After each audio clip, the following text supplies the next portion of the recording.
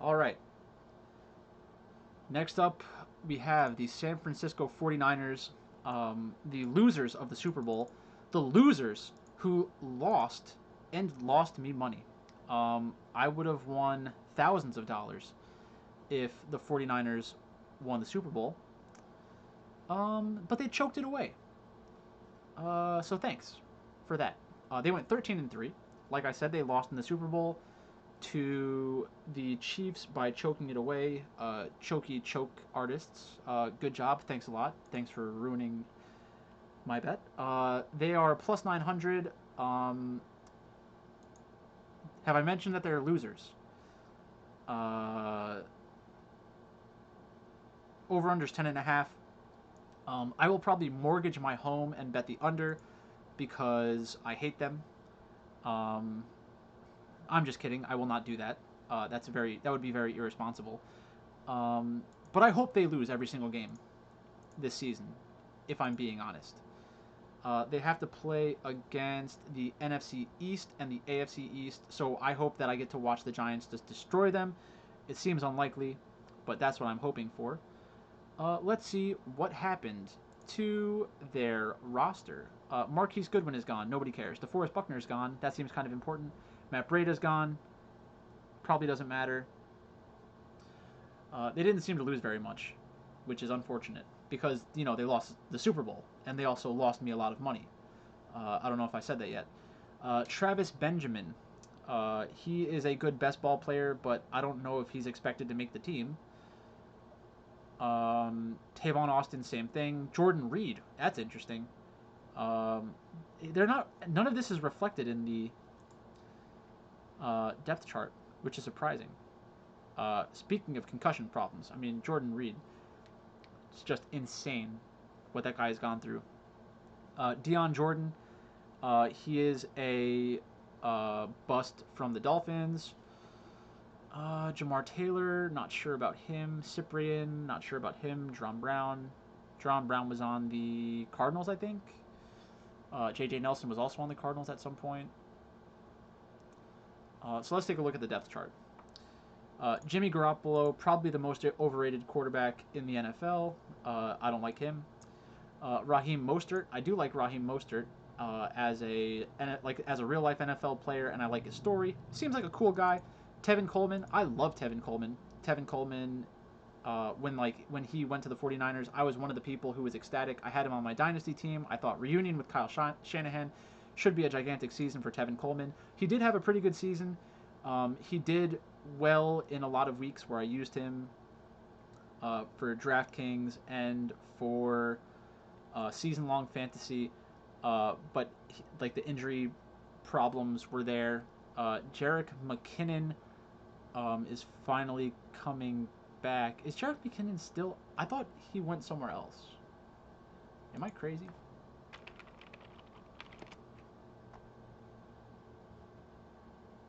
I guess not. So I typed in Jerick McKinnon, and it said Jerick McKinnon is embarrassing 49ers linebackers in training camp. So he's a very good best ball target. If you have good running back depth and can take a couple flyers on people, maybe he's a league winner, maybe he's not. I like Jerick McKinnon. When he was on the Vikings, I had a decent amount of him. It's unfortunate that he has to go through the injury stuff, but that's life. Deebo Samuel, I think people like him a lot more than they should. Brandon Ayuk is a rookie. Dante Pettis, he's probably undervalued right now, so he's probably a good target in best ball and season long and dynasty and stuff like that. Kendrick Bourne is the kind of player who, every time you turned around, he was scoring a touchdown, which was always shocking to me.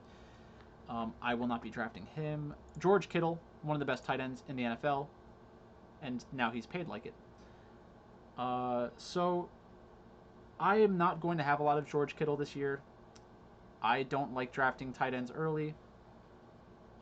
In best ball, I guess it makes a little bit more sense, but you are limiting the upside of your team by drafting him instead of a very good wide receiver. I guess George Kittle's upside is probably around 30 to 40 points, just like a lot of wide receivers, but I don't think I'll be able to get him where I would actually draft him. Next up, the Tampa Bay Buccaneers, one of the most interesting teams going into this season. Last year they were 7-9, but last year they had Jameis Winston.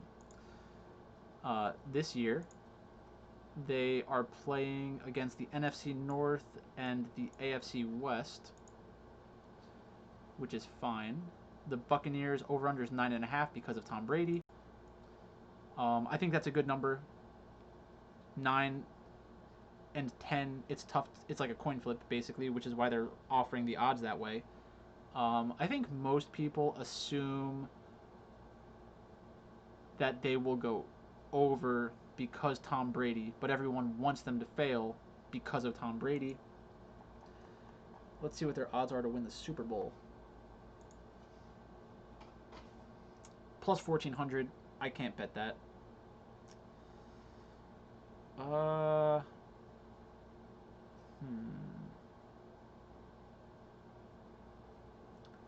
That's tough. Let's take a look at their roster. Lost Marquise Goodwin, nobody cares. Levine Toilolo, DeForest Buckner. Oh wait, that's the wrong team. What am I saying? Duh. Like Billie Eilish would say, duh. Alright. Dayon Buchanan. I feel like he was okay last year. Bo Allen, I don't know. Jameis Winston, whatever. Rashad Perriman, whatever. Vernon Hargreaves, whatever. Carl Nassib, I think, was pretty good last year, right? But he almost got cut at some point. I think he started the season with Tampa Bay and then was traded to the Raiders. Not sure. LaShawn McCoy, Rob Gronkowski, Tom Brady. Those are the players they gained. Not sure why they're not on the list. So Tom Brady, I think it's worth a shot on some best ball leagues depending on how many you're playing. Ronald Jones, I like a lot. There were a lot of issues with him in his rookie season. I guess he's going into year 3 now. But huge upside. I think that he is a good player overall. Keyshawn Vaughn was just drafted. Not sure. I don't know anything about him. Dare Ogunbowale is one of the receiving backs there. Not sure if I can really justify getting him onto my team. Mike Evans and Chris Godwin, both extremely good wide receivers. Everybody wants to have pieces of them in best ball, and I don't blame them. Some people are saying that Chris Godwin's a better option because like he's more similar to Julian Edelman, and like they're questioning Tom Brady's arm strength. But Mike Evans can do everything that Chris Godwin can do, and is the more talented player overall. The reason that people preferred Godwin is like the type of routes that he's running. But if Mike Evans is the best player on offense, which he is, they're going to find ways to get the ball in his hands. I'm not afraid of that at all. I'm definitely looking for Mike Evans every time I can get him. Gronk, I will probably not have that much Gronk, which scares me, but like even if he just comes back to be a blocker and like protect Tom Brady, it's going to be worth having him around.